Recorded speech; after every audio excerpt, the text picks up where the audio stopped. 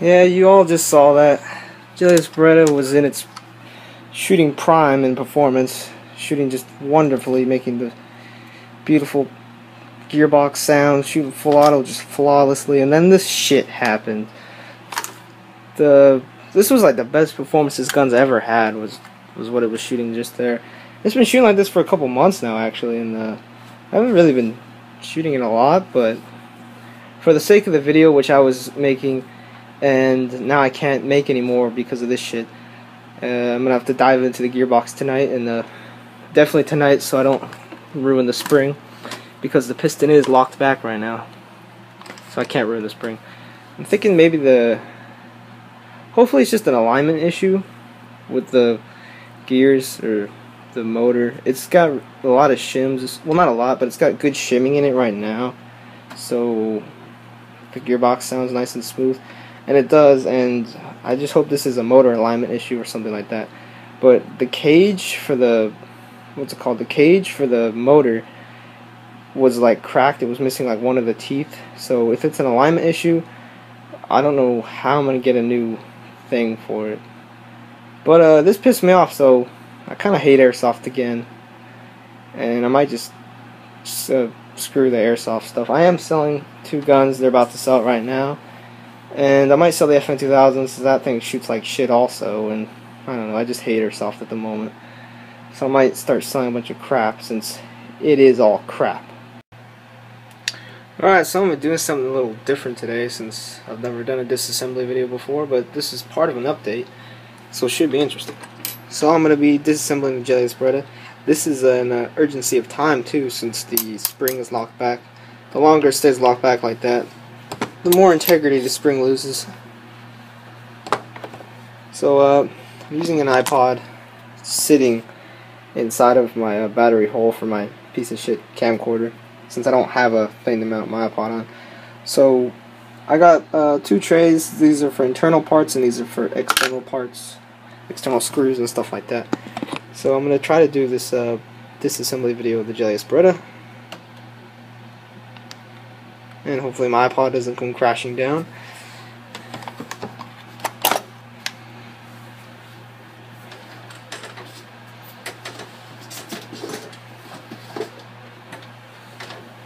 Okay, so with the upper receiver disassembled,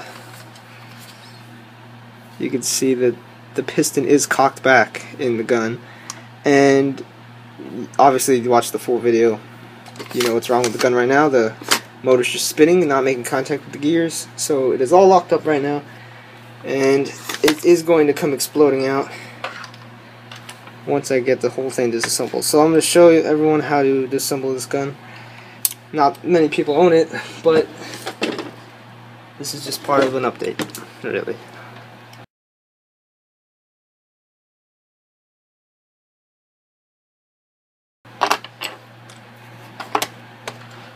So there's only 2 screws holding this on. In my opinion, mine's pretty steady. Other people have problems with that.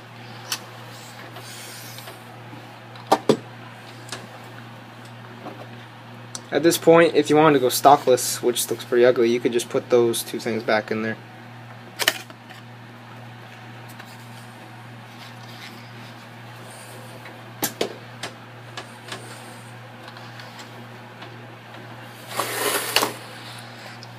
Now, whatever was wrong with it, look at the motor right now. I forgot. I should probably put this in front of the camera, really. But I can't find anything wrong with it. Get my little flashlight and try to take a look at the gears without fully disassembling this thing.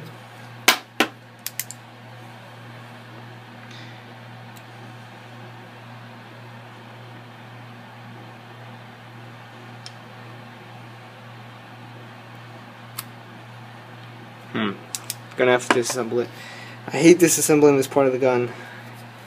It is a pain in the ass, but here I go.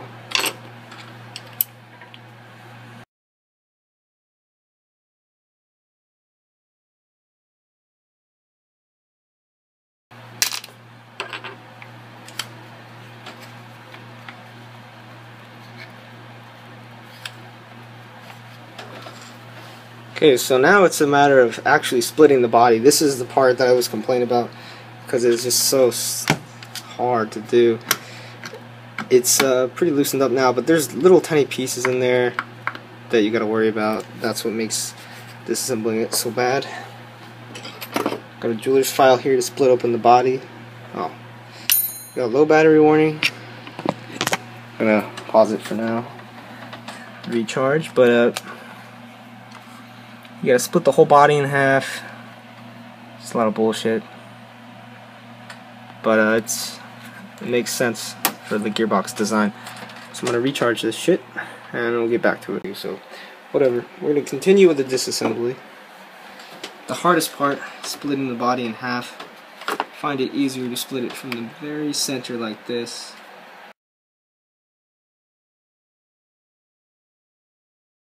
I really hate doing this because sometimes the seams, you might not get them back the way you want them to be. You might not get them as tight, and it is kind of hard to do. And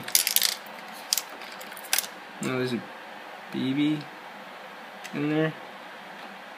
That better be a BB, or it could be something that's broken. But this is not an easy thing to do. It's very frustrating, very. And I don't like the horrible marks it leaves on the gun once you do split these seams, because you need something to split them and it might damage the plastic molding.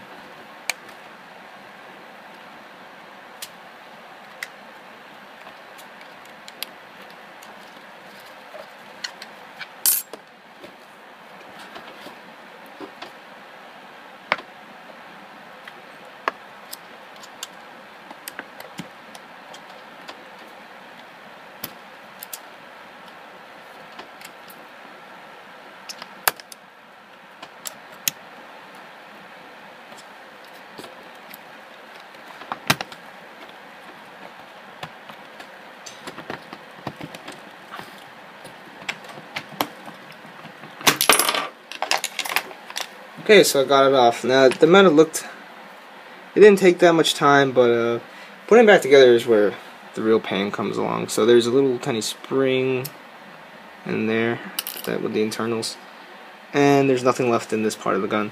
This is a really strong ABS plastic. It's not cheap Chinese stuff. I mean, it is Chinese, but it is actually really tough. I'd say this is almost like a real gun. They don't kid around with their plastic. And this is all held in by these body pins that are really, really tight in there. So this is not an easy gun to disassemble. But since I've done this like probably, who knows, 50 times, it's loosened up enough for me to just be able to get it off with only a couple of splitting of the seams. So after that we have the safety. We have the fire selector switch. Then we hopefully got a magnetic screwdriver. This little tiny spring for the selector switch, and then these little tiny. These things are super duper tiny. Thought this was magnetic. These very small, easy to lose little tiny pins, which are for the selector switch and the safety. There's two of them. If you lose these, I think you can replace them with something else, but it's not going to be easy to find. So then well, you can take this out now. This is just a really heavy lead piece for the stock, which is held into the body. The whole gearbox comes right out at this point. So there's the gearbox. Oh yeah, I see. Yeah, I already see what's wrong. The motor cage. In fact, there's the. Yeah. The motor cage is broken. So that is what's wrong with the gun. I think G&G has a motor cage for their version 17, but there's supposed to be two teeth here. One tooth broke off a while ago, and I didn't. Well, it fit just fine, but now that the other tooth is gone, it's not engaging. It's like sitting back like that, pretty much. So, need to get a new motor cage. See, the motor cage is this, what is this? Well, just this metal part, this light colored metal, which allows the version 17 to move around like that. Say you want to put like an M14, it'd be like angled that way, or in the terms of the jelly spreader, like that. Very specific anglement. So at this point, now that the motor is off, you can do the anti-lockup. Take out that pin. The anti-lockup, you get a screwdriver and you push down on the gear and you reset the piston. The piston isn't actually cocked back that far, but I'm going to do it anyway. And here's the magazine release button.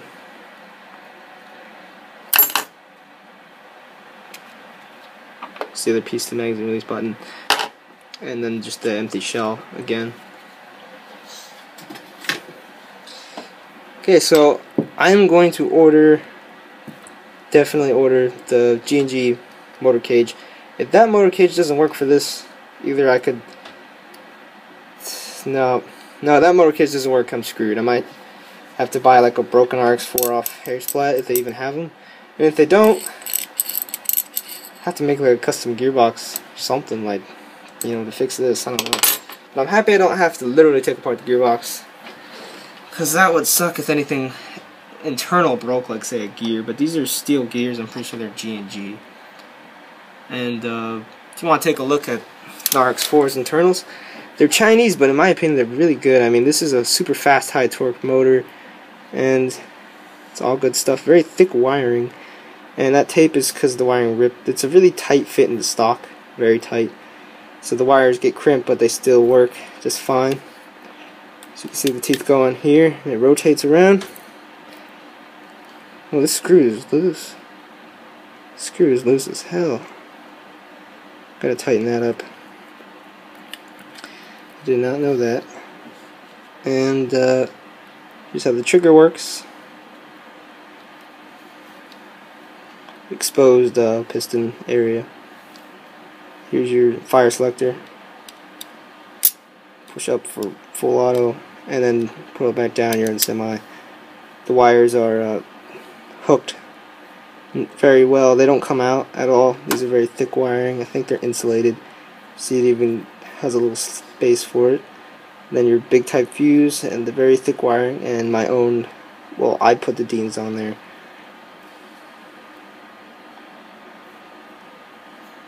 And I think this is either a G&G, this is either a TM or a Classic Army stock piston with only one metal tooth.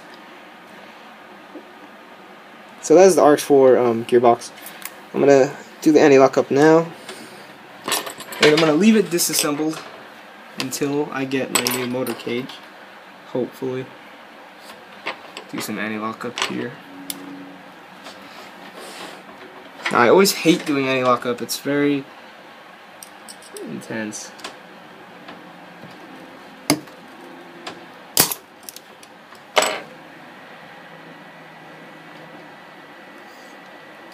Alright, it didn't go, but I did rotate the gear a lot. Tighten up the screw real quick.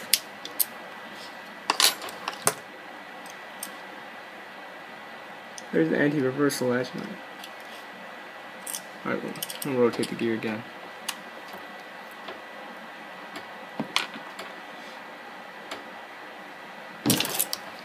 No, it's not gonna decompress. The spring doesn't look like it's compressed too much. You see that? It might lower the integrity, but this is a very weak spring, so the spring being so weak also helps bump the FPS. The tighter spring from the FN 2000 lowered the FPS a lot. Well, no, not the FPS. I meant to show you the rate of fire. Weak spring helped the rate of fire increase. Not necessarily a good thing considering my BBs don't go too far. But that is what's wrong with it right now. The motor cage. I'm guessing what's going on is the motor cage might vibrate. Well, every time the trigger is pulled, the motor goes up like this. I've seen it do it. because I've plugged it in. It jolts this way. It wants to go up, but it doesn't. And that's definitely putting stress on the little teeth. So that's putting stress on the teeth. Broke them clean off. Here's the one of the tooth. Snapped. I think this is